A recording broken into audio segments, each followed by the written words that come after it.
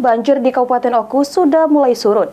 Namun sebagian kecamatan yang lebih rendah mulai terkena imbas Sungai Ogan meluap. Ratusan warga di Kecamatan Peninjauan terpaksa mengungsi dan tidur di jalan protokol karena rumah mereka sudah terendam banjir.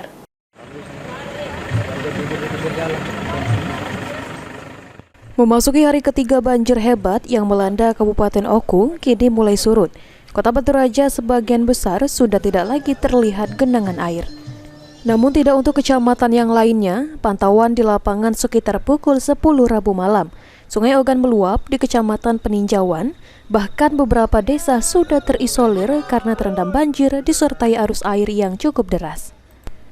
Warga yang tinggal di kawasan dekat sungai hanya bisa memindahkan barang milik mereka di pinggir jalan. Bahkan warga juga harus tidur di jalan-jalan dengan menggunakan alas seadanya. Kondisi ini diperparah dengan listrik yang padam serta jaringan komunikasi yang tidak berfungsi.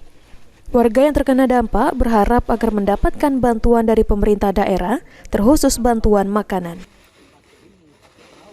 Tidaknya tuh ya, bahan makan ini, nah kan tak pacak memasak kan, bantuannya tuh jangan setengah-setengah, maksud kami itu kan, mana yang kena dampak tuh bantu galau, jangan sedikit itu. Iya. Jadi sejauh ini makan mana kamu? Belum makan. Belum mati bantuan, belum mati berapa nasi bungkus kami sampai sekarang dari kemarin. Itu.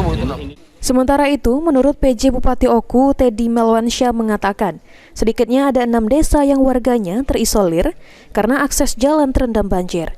Pemerintah daerah baru bisa menjangkau beberapa desa, itu pun pada malam hari. Bantuan pemerintah daerah pun tidak bisa masuk ke dalam desa yang terisolir. Akibatnya bantuan ditempatkan di desa paling dekat tempat terisolir dan akan diangkut menggunakan perahu karet.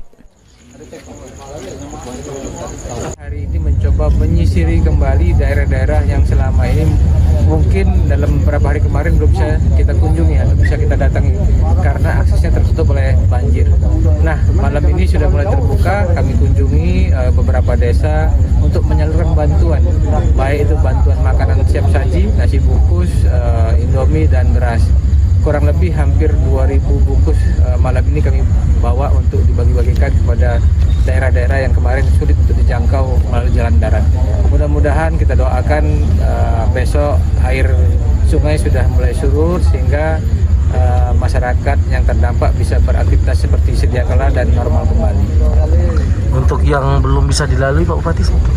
Insya Allah kami akan coba besok, seandainya masih belum bisa dilalui jalan darat, kami sudah meminta bantuan dari Kodim 0403 dan BPBD Provinsi untuk menggunakan perahu yang ada mesinnya sehingga nanti bisa kita jangkau kembali daerah-daerah yang mungkin agak sulit untuk dilalui ataupun yang daerah-daerah terisolir.